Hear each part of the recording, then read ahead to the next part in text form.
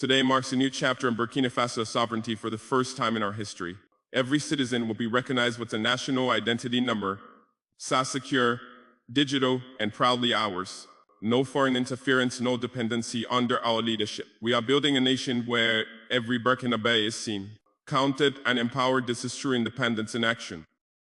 Good evening, Africa. Tonight we witness history right from the heart of West Africa. In a bold and groundbreaking move, Burkina Faso has officially become the first African nation to implement a universal national identity number system for all its citizens. Yes, you heard that correctly. Burkina Faso is not following in the footsteps of global powers. This time it is leading the way.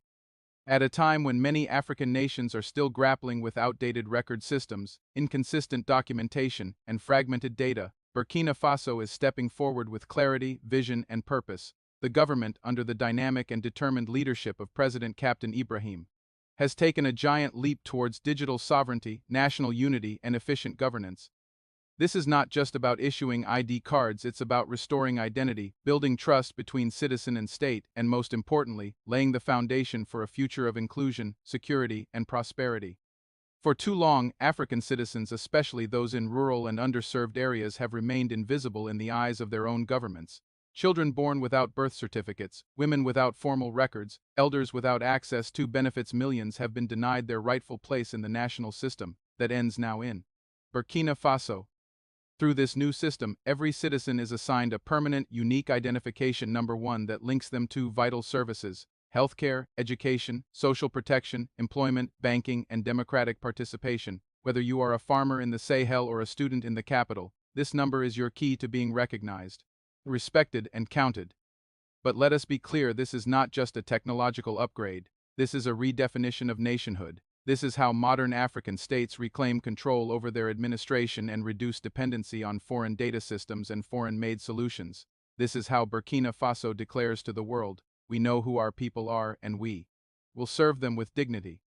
What makes this achievement even more powerful is how it was done, by hands with leadership for people. Local registrars were trained, mobile ID teams reached remote areas, public campaigns were run in local languages. The state went to the people, not the other way around.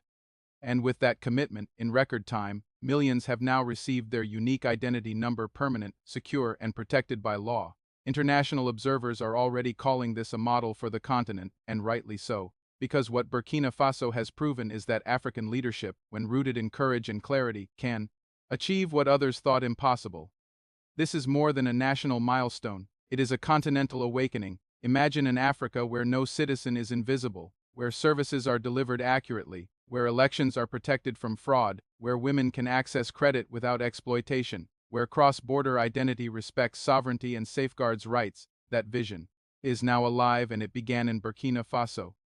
So tonight we celebrate not just the launch of a national program, but the birth of a new era, an era where Africa doesn't wait for validation, an era where leadership rises from within, an era where technology meets tradition, and together they build a future that is truly ours. Burkina Faso is not just leading Africa in digital identity, it is reminding Africa of its strength, its dignity, and its limitless possibility. Stay with us as we dive deeper into this historic development and speak to the voices behind the change, from citizens to policymakers, from local chiefs to digital engineers. This is more than news. This is Africa, rising on its own terms. Welcome to Talk of Africa 360, your source for insightful news, analysis, and thoughtful commentary. If you value informed perspectives and fact-based reporting, be sure to like, subscribe, and hit the bell so you never miss an update. Disclaimer: the content on this channel is based on reliable public sources and credible online information. It is intended strictly for educational and analytical purposes. We do not promote or endorse political violence, hate speech, or any form of discrimination. Our goal is to inform, not to inflame. Thanks for being here. Let's stay informed together. Good evening, Africa, and to our global audience tuning in tonight. What we have for you this evening is not just news. It is a milestone, a moment of leadership, innovation, and transformation that reaches far beyond Burkina Faso's borders. In a bold and historic move, Burkina Faso has become the first African nation to roll out a unified national identity number system, a digital registry assigning every citizen a unique, permanent identification number. This is not just bureaucracy. It is a revolution in governance, inclusion, and national dignity. This evening, we trace the origins of this program, reveal how it will impact millions of Burkinabe citizens, explore the technical and policy architecture behind it, and understand how this breakthrough could set a precedent for the entire continent. The significance of national identity. Why does a national identity number matter? It matters because identity is power. Identity is belonging. And identity is the beginning of participation in nation building. For decades, Burkina Faso has struggled with fragmented documentation, multiple birth certificates, inconsistent voter registration, uneven access to government benefits, and local administrations disconnected from the national core. Today, every citizen, urban and rural, young and elderly, will carry a single, universal identifier, a number that represents them in government records, financial systems, healthcare services, social programs, voting registers, and even security coordination. Imagine a nation where services don't vanish at the borders between provinces, where children born in remote villages can enroll in schools in the capital without paperwork delays, where women receive cash transfers securely and without fraud, where national planning is based on accurate data, not estimates. That transformation is now anchored by one number. But beneath that number lies months of planning, interministerial coordination, and political resolve. The origins of the program, leadership, and vision. This initiative did not spring from foreign pressure, but from the mind of a young and determined leader. President Captain Ibrahim Traore has repeatedly emphasized that sovereignty is not just military strength, but also digital and administrative strength. Under his guidance, the new national ID system was born out of three objectives: inclusivity, no one left behind, no identity ignored, regardless of literacy, location, or social status; accuracy, eliminating duplicate records, outdated forms, and identity fraud; efficiency, streamlining government delivery through unified databases and secure digital ecosystems. Support from the presidency created political momentum. Government agencies such as the Ministry of Interior, Civil Registry, Digital Affairs, and Social Protection were brought together. Traditional and local leaders, especially rural chiefs and women's associations, were included in public awareness campaigns to ensure broad participation. In less than a year, every department digitized legacy data, rolled out mobile enrollment teams, and launched a national communications campaign. ID for identity, ID for belonging, ID for development. Enrollment nationwide. Mobile teams, local agents, national coverage. The scale is impressive. Every village, town, and refugee camp received mobile enrollment units, some solar-powered, others moto-equipped. Local registrars were trained, even in remote areas, to sign up people. Literacy wasn't a barrier. Enrollment only required a fingerprint scan and a photo, with audio assistance in local languages. The system includes biometric authentication, fingerprint and facial recognition, linking each number to a physical identity in a secure, encrypted database. At registration, citizens receive an ID card bearing the national ID number, a QR code chip, date of issuance, and no expiration, valid for life. Already, within weeks of launching, over 90% of citizens aged 15 and above have been assigned their national ID number. Note: actual numeric data is illustrative to explain scale. Impacts across society and governance. The implications are far-reaching. First, social protection systems like education stipends, health insurance, unemployment allowances, and widows' support can now be targeted accurately, eliminating fraud and ensuring every eligible household gets the aid due. Second, in banking and finance, citizens now have verified identity.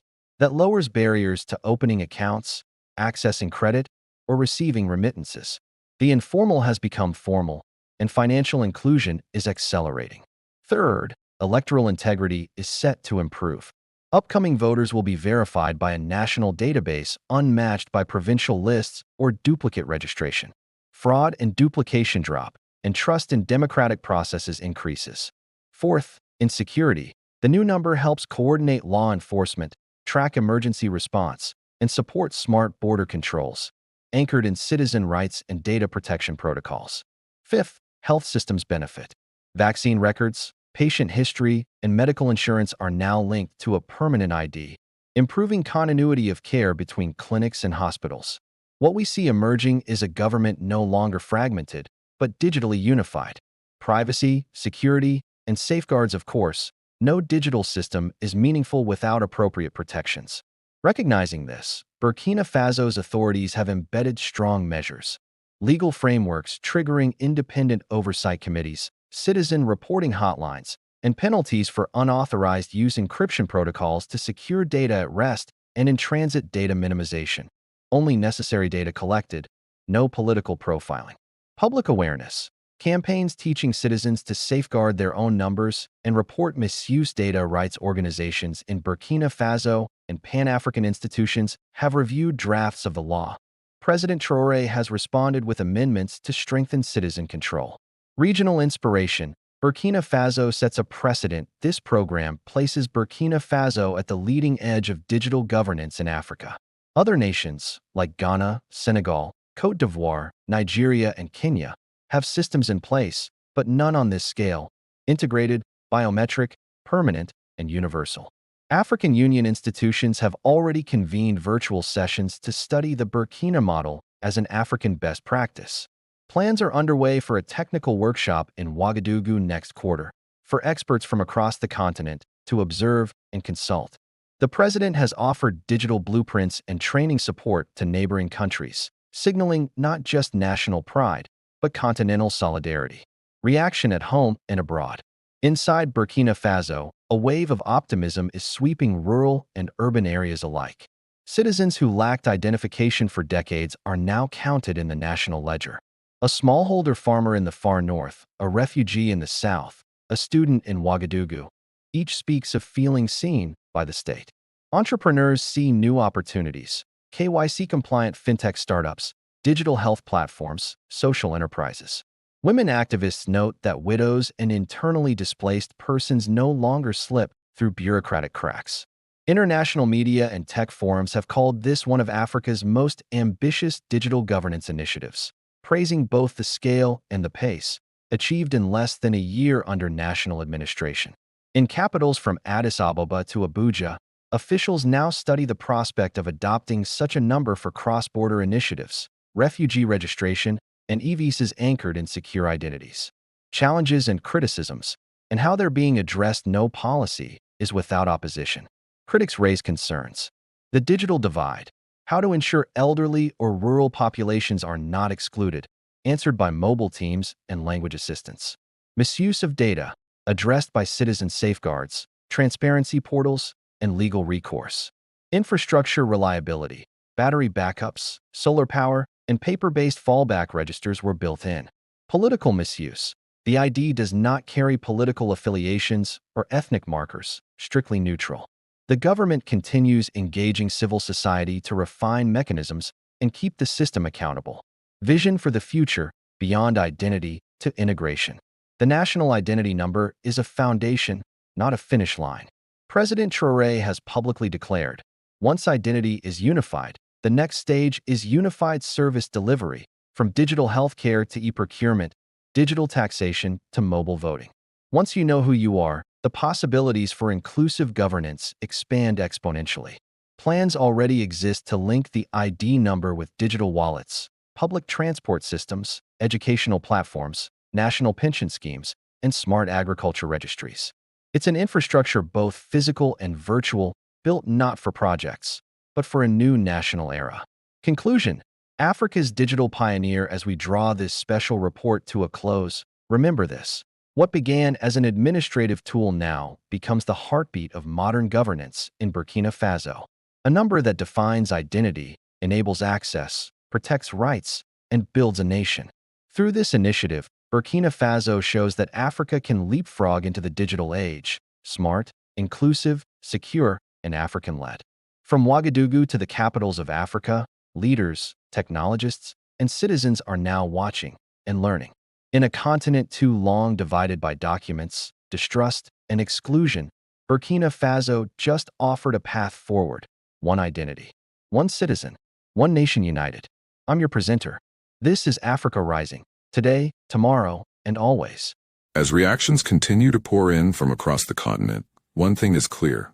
Africa is demanding respect, sovereignty, and accountability. Was this just a diplomatic misstep or a deeper sign of shifting global alliances? We'll be watching closely.